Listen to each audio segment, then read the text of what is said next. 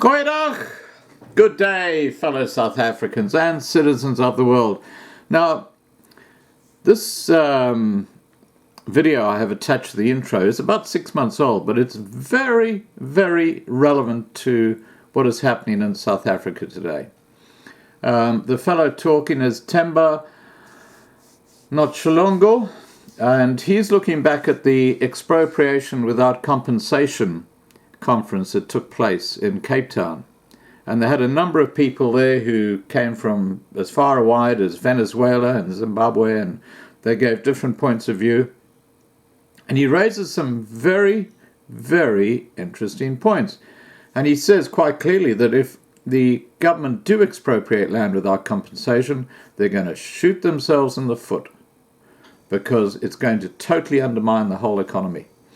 And what he is suggesting is that the government have got a huge amount of land that's owned by the government. They should actually parcel that out to different families, give them title on that land, and then they will have certainty that they could actually go and do something with that land. And it's a fascinating conversation. It looks at something totally different to people like the EFF and the BLF, who just wanted to destroy South Africa. And he touches on that as well.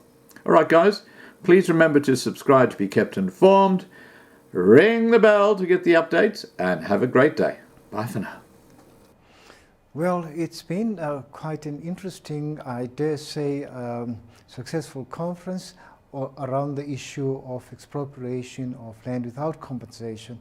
It's gone beyond our expectations, and also I must add that it had been presentations by the various people from all the various countries were all presented on a non-ideological, non-political scoring basis.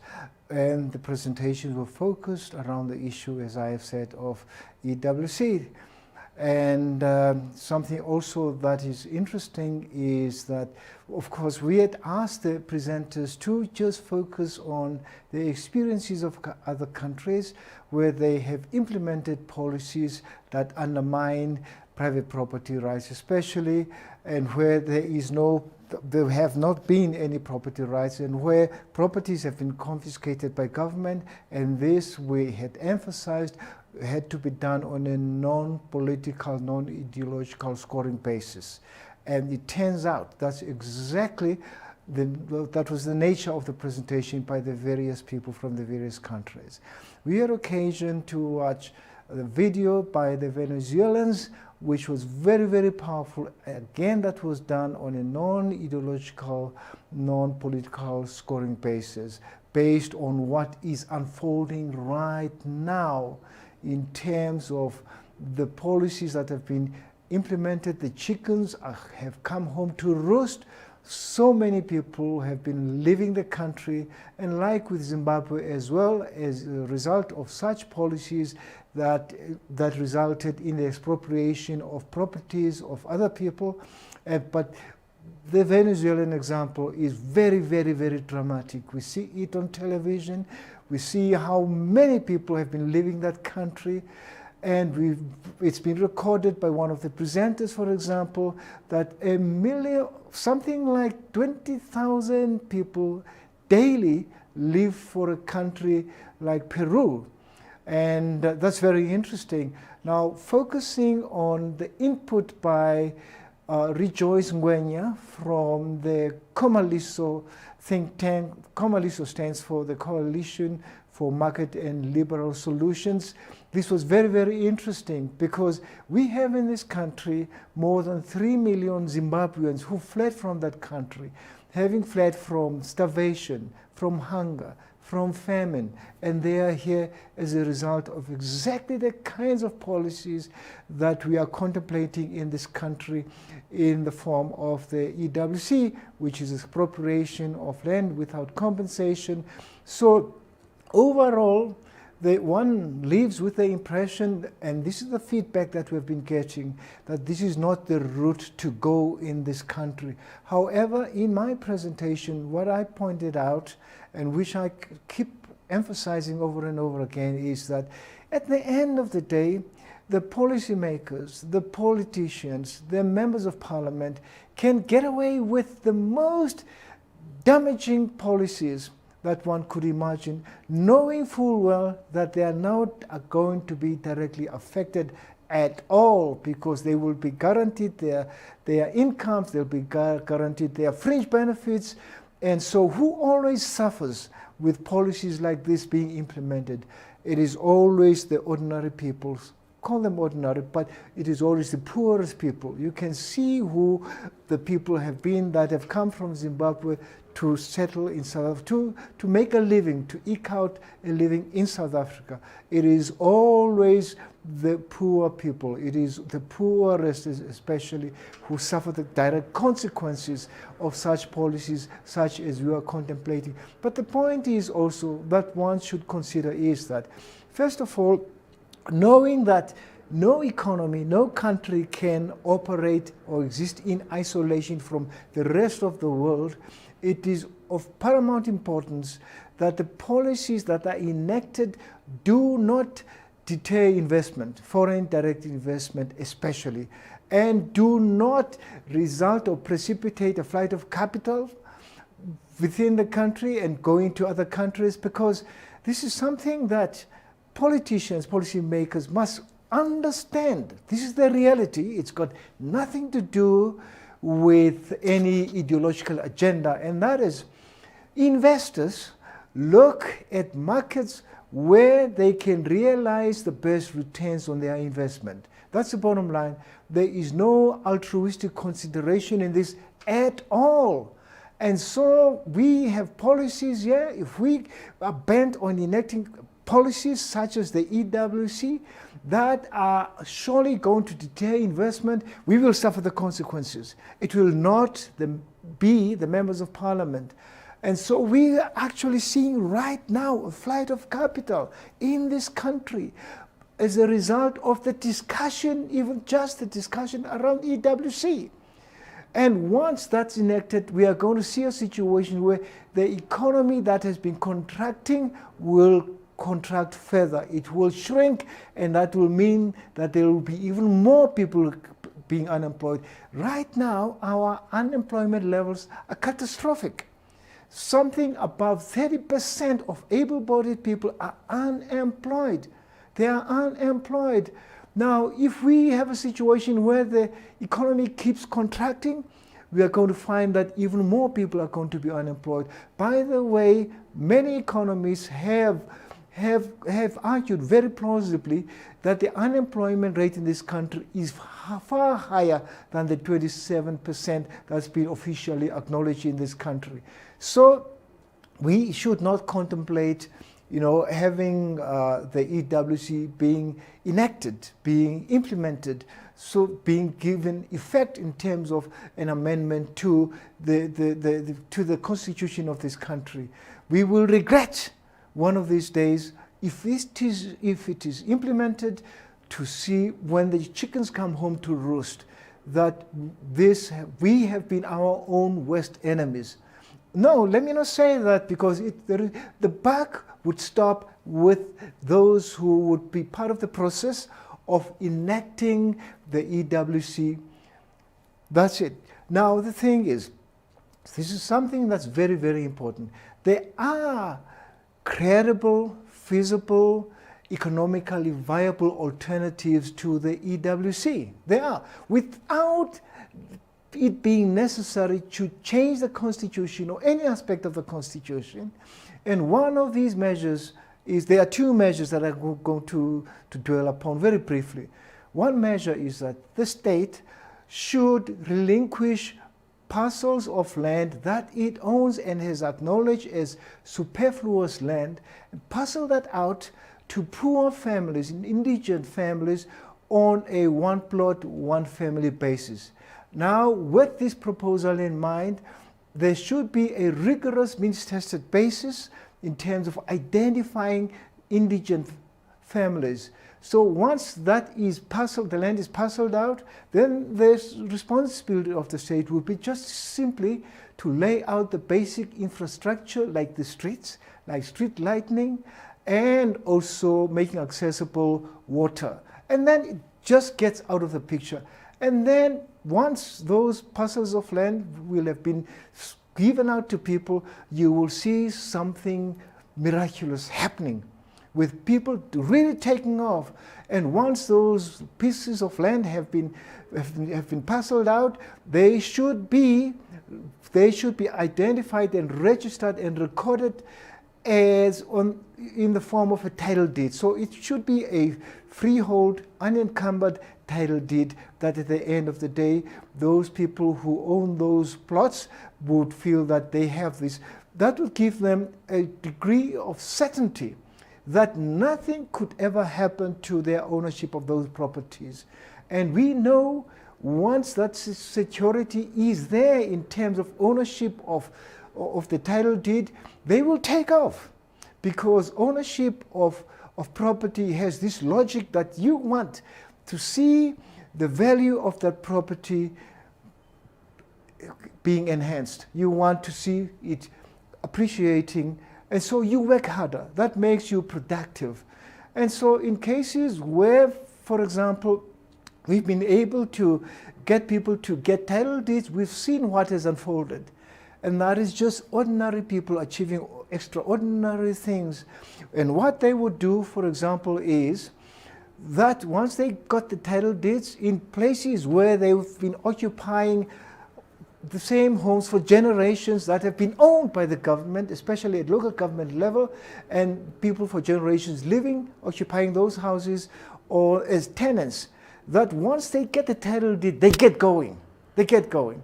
And some of the things that happen are that those same people who are now owners of the legally titled properties, that they start to employ bricklayers, plasterers, carpenters, welders who manufacture gates, burglar bars, and they get also plumbers and all sorts of people. And in the process, those artisans bring a lot of people with them who are unskilled, and in that process what happens is there is a transfer of skills right across.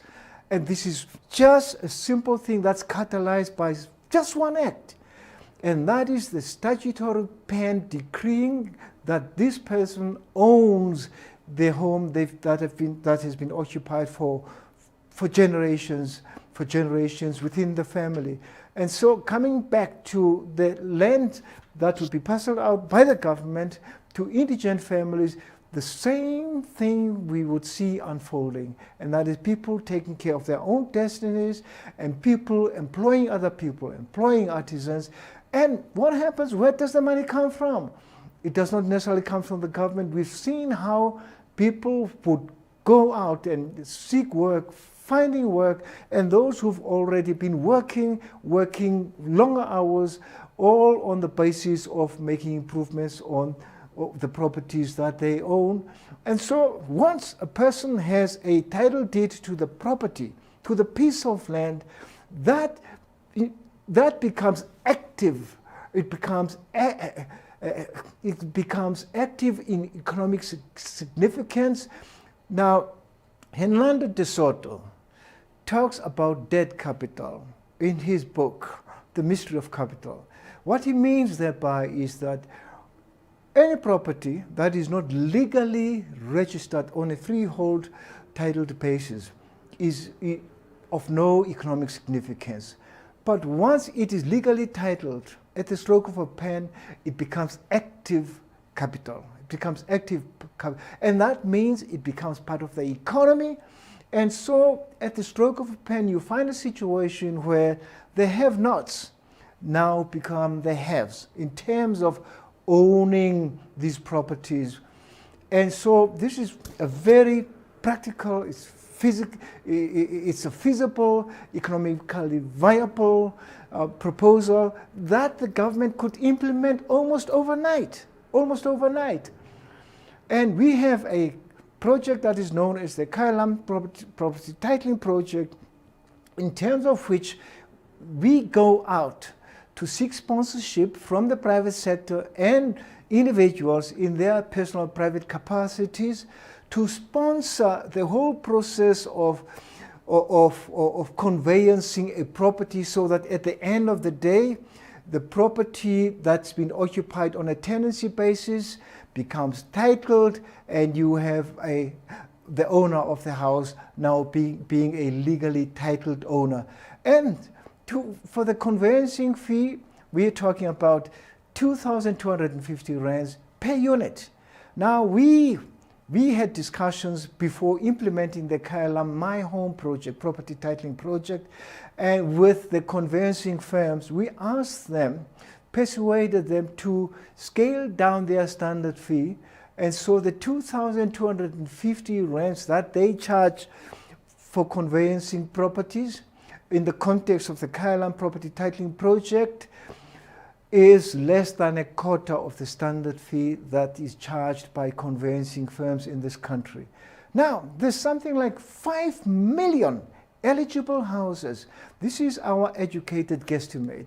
Over 5 million eligible properties that are owned by the government, and which means that there are records in terms of who the registered tenants are, and overnight the government could just turn things around and allow those people to become the haves in terms of having title deeds in respect of those properties that many of them have been living in for generations as a result of the apartheid policies, and also long before the advent of apartheid in 1948 as a result of the Native Land Act of 1913. That is the importance of these proposals. They are easy to implement, and the government has the wherewithal in terms of implementing them. But you ask the question as to why is the government not doing that? I don't think the government has its priorities right. I don't think so. I think many in the government are thinking about the elections in 2019, and therefore tend to think of policy proposals that would make the loudest noise in terms of rhetoric, and hoping that that's going to translate into great numbers of people falling behind them and voting for them. There is naivety in terms of that view, because at the end of the day, those very same people, after the elections, they will ask about all these promises that have been made. And so the government right now, though it does not realize it, is shooting itself in the foot in terms of the EWC. We need not go this route in this country. It's going to be destructive in socio-economic terms. The evidence is there. Ask the Zimbabweans themselves, and also they will tell you about the fact that all those politicians that were responsible for indigenization policies and other related policies in Zimbabwe that enabled the government to expropriate properties, especially those that belonged to farmers, they will tell you that those people who were responsible for those policies are safe and sound. There has not been an impact in terms of their own personal incomes and all sorts of fringe benefits. That is what the people tell you. There's another concern of mine that I have, and that is just the discussion and the adoption of the EWC as a resolution to effect the change to the Constitution accordingly. It has started to undermine the racial fabric in this country. The racial fabric, because the rhetoric is that it is going to be the whites that are being targeted. However, this is a concern of mine. However, there is naivety in operating on the basis that it's going to be only just the white properties or the land that's going to be targeted. Because the thing is, the resolution as it stands, it says expropriation of land without compensation. Now understand this. Land in the broader sense means property. It means property. Now, as it stands right now, think about what happens, say, a couple of elections down the line, when there will be a totally different government in place than the one that we have.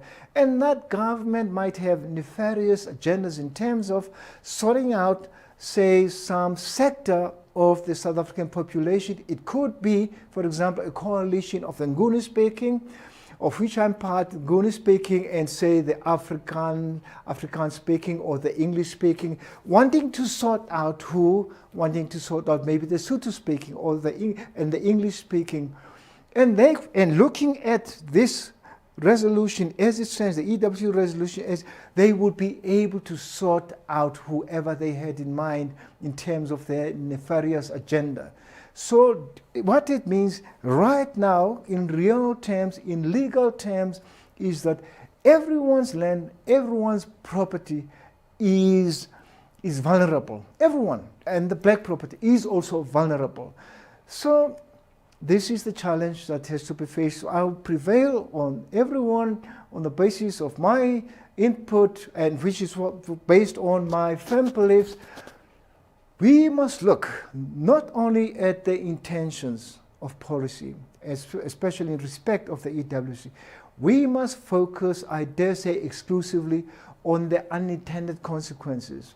We must focus on the probable or inevitable consequences of EWC being implemented. There is a tendency within Parliament and outside of Parliament amongst people to tend to focus more on the intentions of policy, which is very, very wrong. The focus has to be on the consequences of policy, which was the central consideration in terms of the presentations by the various people from the various countries in the context of this EW conference that we've had. And thank you very much. And